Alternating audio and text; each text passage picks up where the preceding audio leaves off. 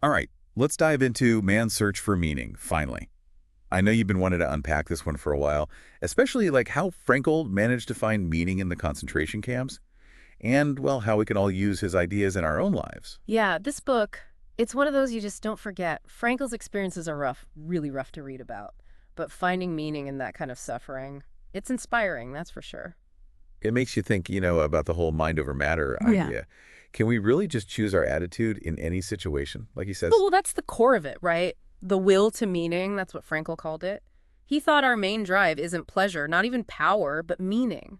And even in those camps, he saw people finding it in work, love, and even suffering. Work, okay, I can maybe see that. Purpose, routine, something like that. But in that kind of environment, tell me more about that. Okay, so think about Frankel himself. He was a psychiatrist, almost done with this manuscript before Auschwitz. Gone, obviously, taken away.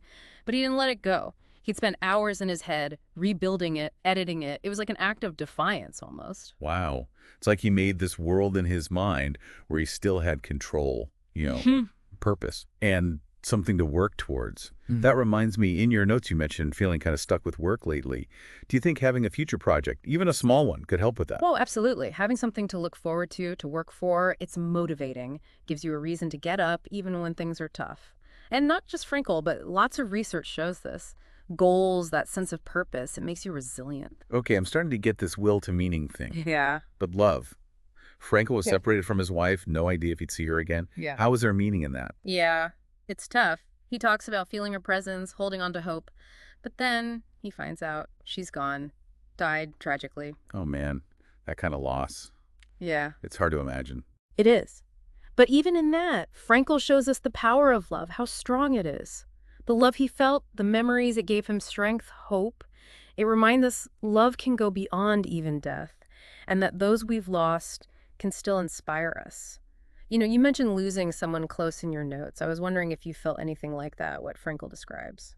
That's insightful. He's not saying ignore the pain, but that love itself can be meaningful. It can make us resilient. But to be honest, finding meaning in suffering, that's where I get lost. It feels almost wrong. I get it. It's a tough one, for sure. But he's not saying suffering is good, not at all.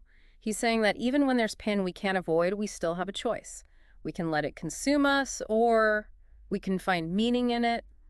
So it's more about how we see suffering, not the suffering itself. Exactly. Frankel says there's a difference between the suffering that's forced on us and the meaning we make from it.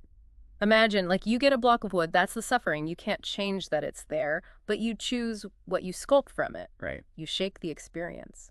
Okay, that helps. It's not about pretending it's not there, but choosing how it affects us. This idea has had a big impact on therapy, right? Huge. Frankel's work, it influenced things like CBT, cognitive behavioral therapy. That's all about how our thoughts and beliefs shape our experience. So even in the worst places, we still have some control. And it's in those choices, in making meaning, that we define ourselves. Now, we've talked about this will to meaning, but what about Frankel's therapy? Logotherapy, right? Yeah, logotherapy, the therapy of meaning. It's interesting because it really goes against those old schools like Freud with pleasure or Adler and power. For Frankel, it was all about the search for meaning. That was the main drive. I see that in your notes, how you talked about feeling like you're chasing achievements, but not really fulfilled. Is that what he called existential frustration? That's a great connection. Existential frustration, that's exactly what Frankel called that emptiness, the anxiety from not finding meaning. And if it goes on too long, it becomes existential despair. That's when you question the whole point of being alive. And he saw this in the camps, people losing their will to live because they lost their meaning. Man, that's heavy. But it makes sense. It's not just surviving, it's having something to live for, especially in those times. That's it. And that's where logotherapy steps in. It pushes us to find what matters to us, what's meaningful, and then match our actions to those values. It's about finding your own why. So it's not just happiness, not just success, but a deeper purpose. Exactly. It's asking what really matters to me? What lights me up? What kind of mark do I want to leave on the world? Those are big questions. Yeah. It makes me wonder, what does Frankel say about the meaning of life itself? It's kind of freeing, actually, his view on the meaning of life. He Yeah. says it's not this fixed thing, a destination. It's a journey, always changing, always evolving. So no one right answer, but a bunch we find along the way. I like that. Less pressure. It's funny, in your notes you mentioned putting off that volunteer project. Not sure if it was the right use of your time. Maybe it's not about the perfect meaning, but just doing something that feels meaningful. That's it. Frankel says instead of asking, what's the meaning of life, we should be asking, what's life asking of me? Ooh, I like that twist. Not waiting for meaning to show up, but creating it. Exactly. And that means facing tough stuff sometimes. Frankel said, what man actually needs isn't no tension, but striving, struggling for a goal worthy of him. That's a good quote. So a life with no challenges is actually Mm. meaningless. That goes against everything we're told, about comfort, taking it easy. It's true, though, right? Think about it. When you've really grown, felt most alive, it's often from tough times, overcoming something. Yeah, that's true. Those challenges, they shape us in ways we don't expect. I want to get into some examples from the book, concrete stuff. How did Frankel put these ideas into action? Especially in the camps. He talks about arriving at Auschwitz, the selection, the dehumanization. How did he even stay calm, let Yeah. alone find meaning? It goes back to that choice, choosing your attitude. He writes, everything can be taken from a man but one thing. The last of the human freedoms, to choose one's attitude in any given set of circumstances, to choose one's own way. Powerful stuff. Like he's saying, you can take it all, but you can't take my spirit. Exactly. Even in that moment, with all that fear, Frankel chose to look strong, resilient. He knew weakness could kill you there. It shows how much mindset matters, even in the worst situations. And it reminds me of another quote. Circumstance does not make the man, it reveals him to himself. It's in those moments when we're tested that we really see who we are. Thinking about the tough stuff you've been through, I wonder, what did those experiences show you about yourself, about your own resilience? That's a good question to think about. It makes me think of something else Frankel focused on, the power of our inner world. He saw prisoners finding comfort in thoughts, memories, imagination, even in those conditions. It's incredible how we find ways to cope, to create meaning in darkness. Yeah. You mentioned nature photography, how it helps you escape stress. Is that kind of like building that inner space, that inner freedom that Frankel talks about? I think so, yeah. He saw that even in suffering, there's this spiritual strength and inner freedom nothing can touch. Like when he was on that forced march, he found refuge in his love for his wife. The human spirit is amazing, how it rises above things. I think about those pictures of Frankel when he was freed, falling to his knees. There's this release, physical and emotional. It is, it's beautiful. And I think it shows that when we find meaning, it's like an inner liberation, a freedom inside, no matter what's happening around us. And speaking of finding meaning, I know you want to get into some of Frankel's quotes. They hit people hard, wisdom and real life advice all mixed together. Absolutely. Deep, but easy to understand. Shall we hear some of these gems? Maybe they'll connect with what we've been talking about, maybe even spark some new ideas. Let's do it. Okay, ready for some Frankel wisdom? Here's one. When we are no longer able to change a situation, we are challenged to change ourselves. Pretty powerful. It is, yeah. It's easy to feel stuck, right? Okay. But there's always something we can change. Our view, our attitude, how we react. It's like that thing you mentioned, feeling trapped in your career. Maybe it's not about changing the job itself, but how you see it, finding something new in it. You got it. And that leads to another good one of his most famous, everything can be taken from a man but one thing. The last of the human freedoms.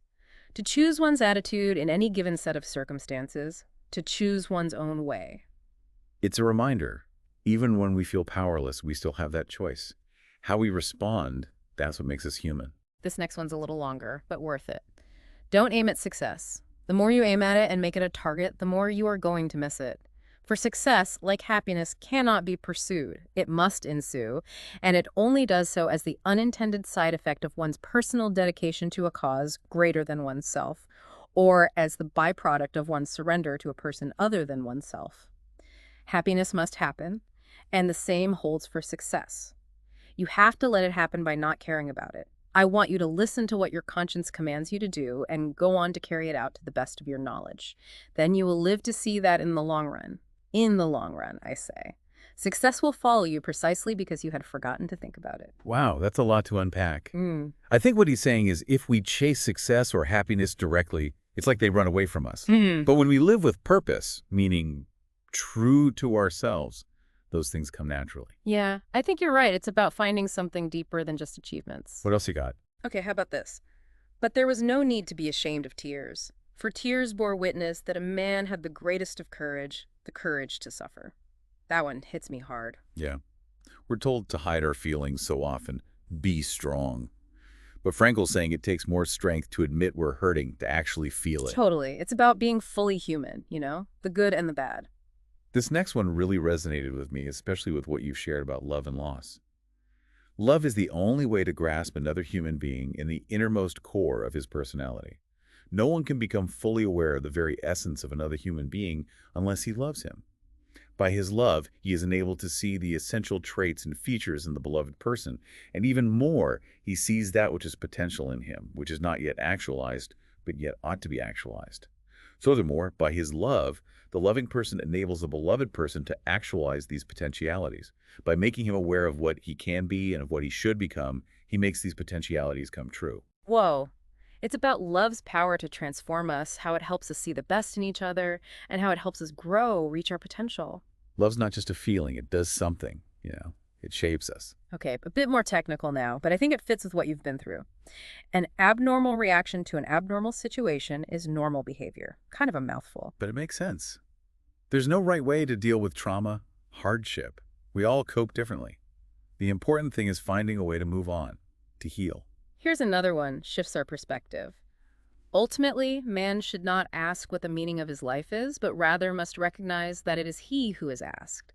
In a word, each man is questioned by life, and he can only answer to life by answering for his own life. To life, he can only respond by being responsible. It's like a call to action. Not waiting for the answer, but taking responsibility for making our own meaning. Sometimes that means facing hard things, the stuff that helps us grow. Exactly. And this one brings it back to suffering. In some ways, suffering ceases to be suffering at the moment it finds a meaning, such as the meaning of a sacrifice. Not that we should look for suffering, but sometimes it can't be avoided. And then we have the power to choose, to find meaning in that pain. Got a couple more. Are you up for it? Hit me. Short but good. What is to give light must endure burning. I like that. Real growth, change. It often means going through fire, facing hardship. That's how we get strong. Here's one to make us think. So live as if you were living already for the second time, and as if you had acted the first time as wrongly as you are about to act now. Whoa, that's deep, like a test, right? Yes. To check if we're really living by our values. To finish up, two that sum up Frankel's whole message. The one thing you can't take away from me is the way I choose to respond to what you do to me. The last of one's freedoms is to choose one's attitude in any given circumstance. And this. For the first time in my life, I saw the truth as it is set into song by so many poets, proclaimed as the final wisdom by so many thinkers. The truth that love is the ultimate and highest goal to which man can aspire. Then I grasped the meaning of the greatest secret that human poetry and human thought and belief have to impart. The salvation of man is through love and in love. Those are beautiful. The human spirit, the power of love, our freedom to choose, even when it's darkest. Even when things are rough, there's always hope. This has been an incredible journey through man's search for meaning. What about you, listener? What really hit home for you? What would you take away from this? I hope you're leaving here feeling inspired, like you can do anything. Frankel's message is timeless. It helps us understand what it means to be human. Even with challenges, uncertainty, we can choose our attitude, find meaning, and live a life that matters. Before we go, one last thought for you. I'm listening. What's one small thing you can do today, right now, to live by what truly matters to you? It doesn't have to be big, just a step toward meaning, purpose. That's a great question. And it reminds us that building a better life, a more meaningful life, it's not about some big moment. It's about doing something small every day. Thanks for joining us on this deep dive into man's search for meaning. It's been awesome sharing this with you. Well, I hope you found it valuable. Got you thinking. And remember, even in the dark, you have the power to choose, to find meaning, to make a life that's true to you. Until next time, keep searching, keep exploring, keep looking for what gives your life meaning.